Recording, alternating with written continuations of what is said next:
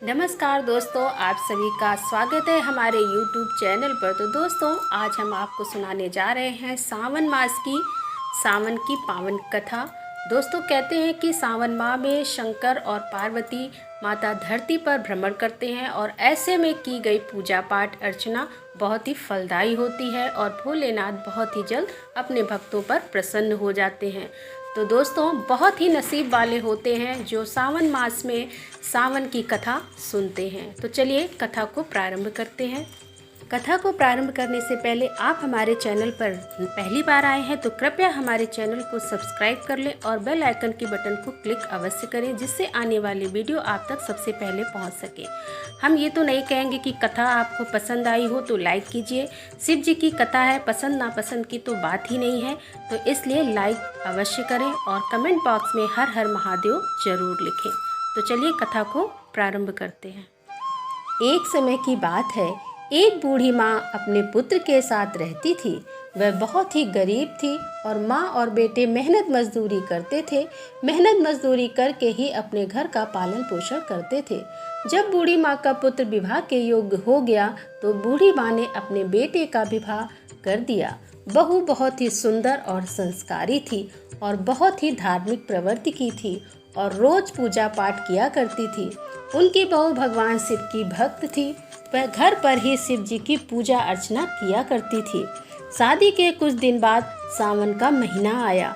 बहू शिव जी की अनन्य भक्त थी। सावन के महीने में वह शिवलिंग पर जल चढ़ाना चाहती थी।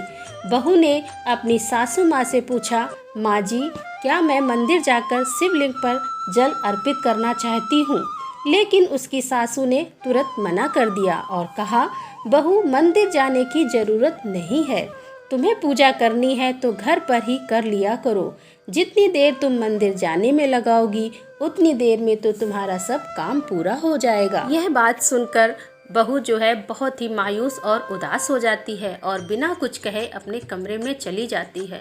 दूसरे दिन सुबह उठकर जब वह पानी भरने के लिए जाती है तो रास्ते में उसे दो लड़कियां दिखाई पड़ती हैं जो कि पूजा अर्चना की थाल लिए हुए जा रही थी। तभी बहू ने उन लड़कियों को रोका और बोला, बहन, तुम कहाँ जा रही हो?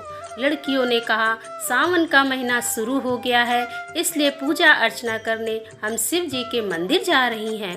तब वह बहुत ही उदास हो गई। तब लड़कियों ने पूछा कि आप इतनी उदास क्यों हो गई हो? क्या बात है? इसका क्या कारण है? तब बहू ने कहा कि मेरा मन बहुत ही हो रहा था कि शिव जी की दर्शन करूं और शिवलिंग पर जल चढ़ाऊं, लेकिन क्या करूं, मेरी सासू माँ ने मुझे जाने से मना कर दिया है। तब लड़कियों ने कहा कि देखो, तुम उदास मत हो, इसी समय रोज यहाँ पर आ जाना और मेरे साथ चलकर शिव जी की पूजा अर्चना कर लेना। तब बहू ने कहा कि मेरे पास तो पूजा की कोई सामग्री भी नहीं है और अगर मैं घर से लेकर आती हूँ तो मेरी सासू माँ जान जाएंगी। तब लड़कियों ने कहा कि तुम मेरी ही सामग्री से पूजा अर्चना कर लेना और बहू खुशी खुशी अपने घर चली गई। दूसरे दिन वह उसी समय पर वहां पर आई और लड़कियों के साथ शिव जी के मंदिर जाकर उसने जल समर्पित किया और पूजा अर्चना की और अपने घर वापस आ गई। इस तरह से वह नित्य सवेरे उठकर आती और शिव जी की पूजा अर्चना और जल अर्पित करती। जब सावन का आखिरी दिन आया तब उसने सोचा कि अभी तक मैंने दूसरों की सामग्री लेकर पूजा अर्चना की है, हमने अपने पास से शिव जी को कुछ भी समर्पित नहीं किया है। तब उसने अपनी नाक की बाली उतारी और उसे शुद्ध करके साफ करके शंकर जी के ऊपर चढ़ा दी और अपने घर वापस आ गई।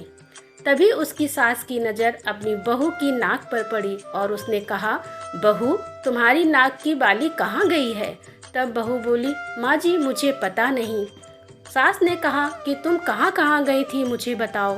तब उसने कहा कि मैं पानी भरने गई थी और इसके बाद उपले पाथने के लिए गई थी। फिर सासू बहू से कहती है कि चलो वहीं जाकर बाली ढूंढते हैं, लेकिन रास्ते में उन्हें बाली कहीं नहीं मिलती है। फिर वो दोनों उपले थापने वाली जगह जाती हैं और सास उपला तोड़ कर देखती है और उसमें से एक के बजाय दो बाली निकलती हैं। तब सासू ने कहा, बहू, तुम्हारी तो एक बाली थी, ये दो बालियां कहाँ से आईं? बहू ने कहा, पता नहीं माँ जी। तब सास ने सारे उपले तोड़े और सब में से बालियां निकली। तब सास ने बहू से कहा, ये सब क्या है? तब बहू सास से क्षमा मांगती है और मंदिर जाने वाली पूरी बात बता देती है। बहू कहती है कि माँ जी, आज सावन के आखिरी दिन ये बाली मैंने शिवलिंग पर चढ़ाई थी। ये भगवान शिव की ही कृपा है जो एक बाली के बदले भगवान शिव ने इतनी बालियाँ दे दी हैं। तब सास ने बहू से कहा, मुझे नहीं पता था कि सावन के महीने में मंदिर जाने और शिवलिंग पर जल चढ़ाने तथा पूजा पाठ करने का इतना महत्व है। अब अगले सावन में मैं भी तुम्हारे साथ मंदिर जाऊंगी और पूजा पाठ करूंगी। ऐसा कहकर सास बहू अपने घर चली जाती हैं। 1 साल ऐसे ही बीत जाता है और सावन का महीना फिर से शुरू होता है। दोनों सास बहू मंदिर जाती हैं और शिवलिंग पर जल अर्पित करती हैं और पूजा पाठ करती हैं और उनका घर धन धान्य से भर जाता है। कुछ दिनों के बाद बहू के बहुत ही सुंदर पुत्र होता है, जिसे उनका घर खुशियों से भर जाता है। तो हे भोलेनाथ, हे शिव शंभू, जिस प्रकार आपने उन सास बहुओं पर कृपा की, उसी प्रकार आप अपने सभी भक्तों पर कृपा बरसाना और उनकी सभी मनोकामना पूरी करना। बोलो हर हर महादेव, जय शिव शंभू।